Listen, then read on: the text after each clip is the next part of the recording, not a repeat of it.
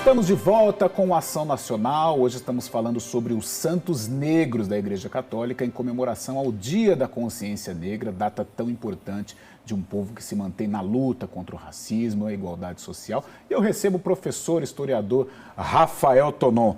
Professor Rafael, antes da saída do intervalo, eu falei sobre Nossa Senhora. Ela é ou não é negra? É uma pergunta, pode chamar de pergunta polêmica ou nem tanto? Pode gerar uma certa polêmica, até uma certa dúvida, né? Sim. Em relação à questão histórica da imagem em si.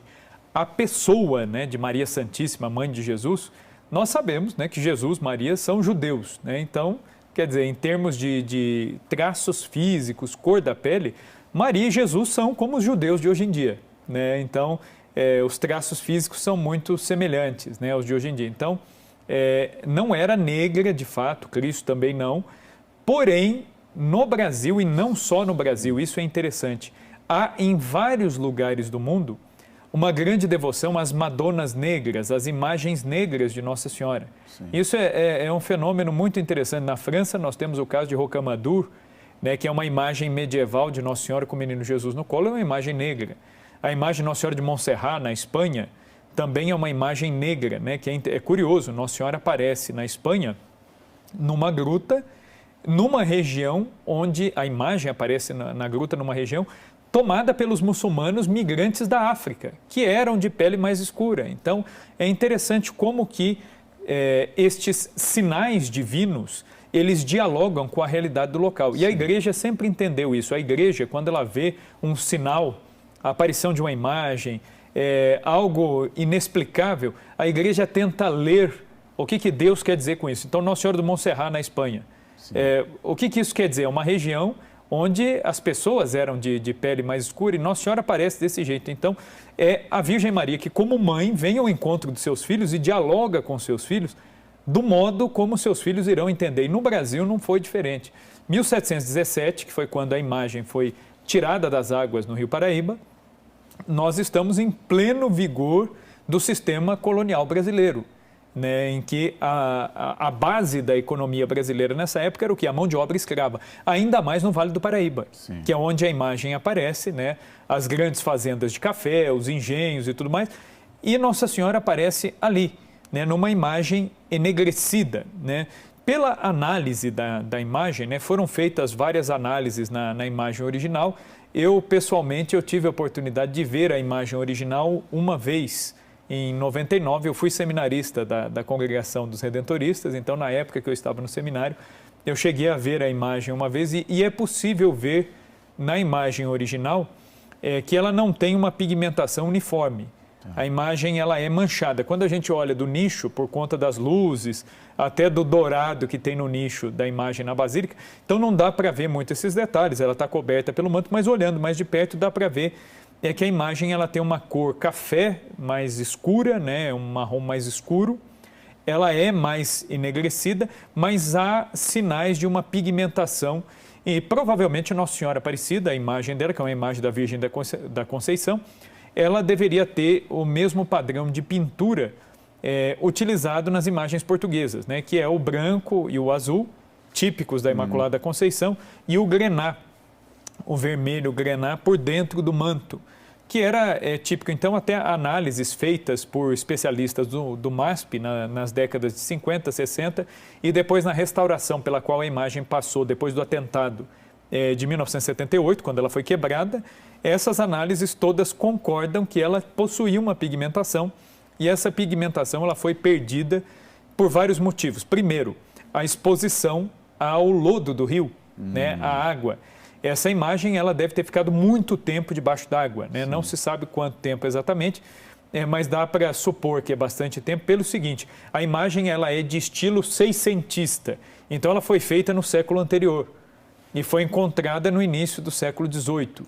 Né? Então, outro detalhe importante, quando a imagem foi pescada, tirada das águas, ela ficou exposta ao fumo das velas durante muito tempo, anos e anos, até ser colocada num nicho, né?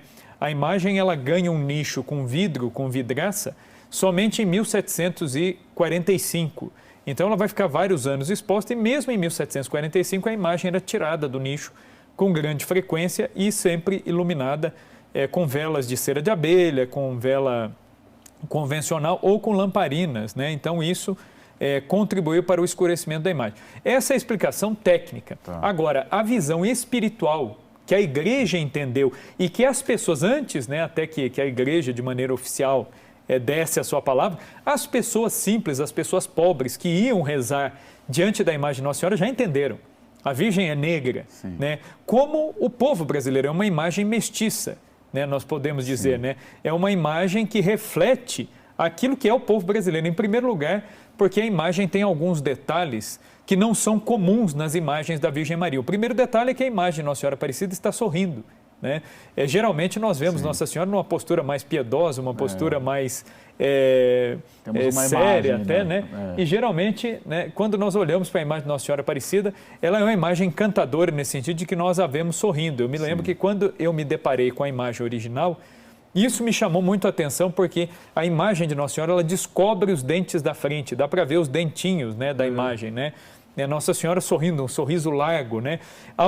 Não tem algo mais próprio do brasileiro do que o sorriso, a acolhida, né? Então, a imagem de Nossa Senhora ela reflete um pouco do nosso povo.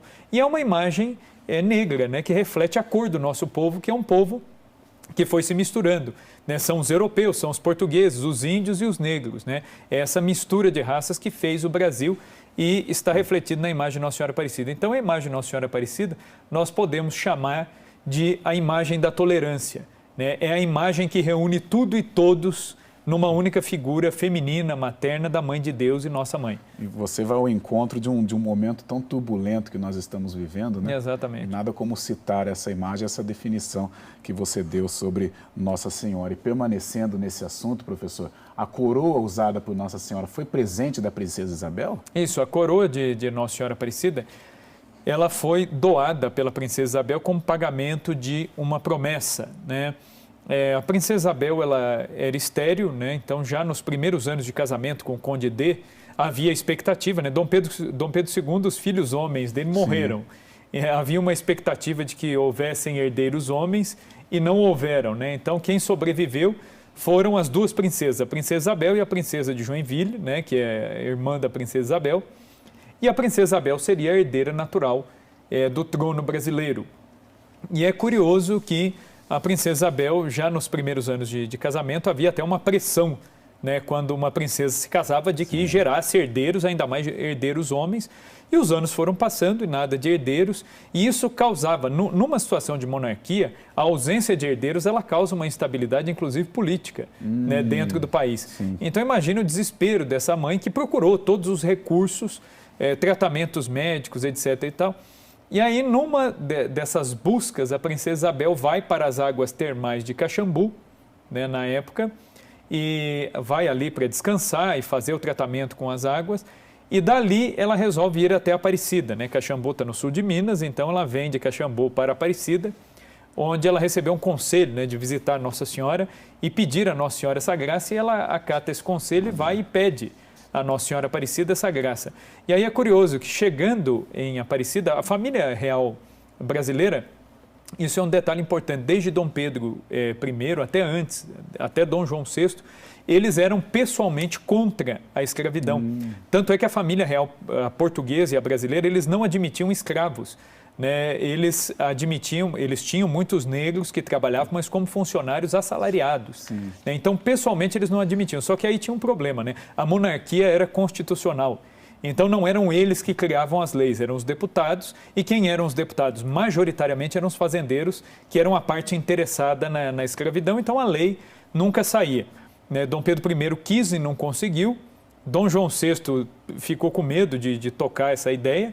E aí, Dom Pedro II lutou o reinado dele todo para isso, mas quem vai efetivar isso mesmo será a filha, a Princesa Isabel. E é interessante a relação da Princesa Isabel com os negros. Chegando em Aparecida, um negro vem cantar um versinho para a princesa, e é interessante que a Princesa Isabel ela dá o seu lenço a esse negro, né, que era escravo, e ele pede à princesa pela sua libertação. E ela garante, ele fala, você vai ser liberto, e depois ela alforria esse negro. E na segunda visita dela à Aparecida, quando ela já vem acompanhada do conde-dei dos filhos para pagar a promessa. Ela pediu um filho, um herdeiro a Nossa Senhora, e Nossa Senhora mandou 3, né? Os 3 príncipes, 3 filhos homens da princesa Isabel, e Nossa Senhora atende prodigamente, a princesa volta, né, para agradecer, e este mesmo ex-escravo vem para beijar a mão da princesa e agradecer pela liberdade, né, recebida anos antes, né? Então, ela tinha uma ligação muito, muito próxima, né, com os negros, e pessoalmente, o quanto possível, ela empenhava os seus bens na libertação dos negros. E aí ela entra na Basílica de Aparecida, faz esse voto à Nossa Senhora, de que ela voltaria para oferecer um manto e uma coroa. Sim. Né? A essa altura, a imagem de Nossa Senhora Aparecida, muita gente acha que a imagem não usava coroa e manto, a imagem já usava. Desde o século XVIII já se tinha uma coroa mais simples e um manto, mas a princesa prometeu algo mais rico, né? E aí, em 1888, o mesmo ano da abolição da escravidão, a princesa vai a Aparecida pagar a sua promessa e deixa lá a sua coroa e o seu manto. Tá, né? Certo. História muito bonita, né? Essa história envolvendo a princesa Isabel, uma história muito interessante. Vamos fazer o seguinte, já estamos fechando o 3º bloco do Ação Nacional. Hoje eu estou com o professor, historiador Rafael Tonon, homenageando o Dia da Consciência Negra, os santos da Igreja Católica. E nós vamos para o último bloco já e vamos falar do Beato Padre Vitor. Vamos fechar o Ação Nacional com o Beato Padre Vitor, que o professor Rafael Tonon vai explicar tudo para nós. O intervalo é rapidinho.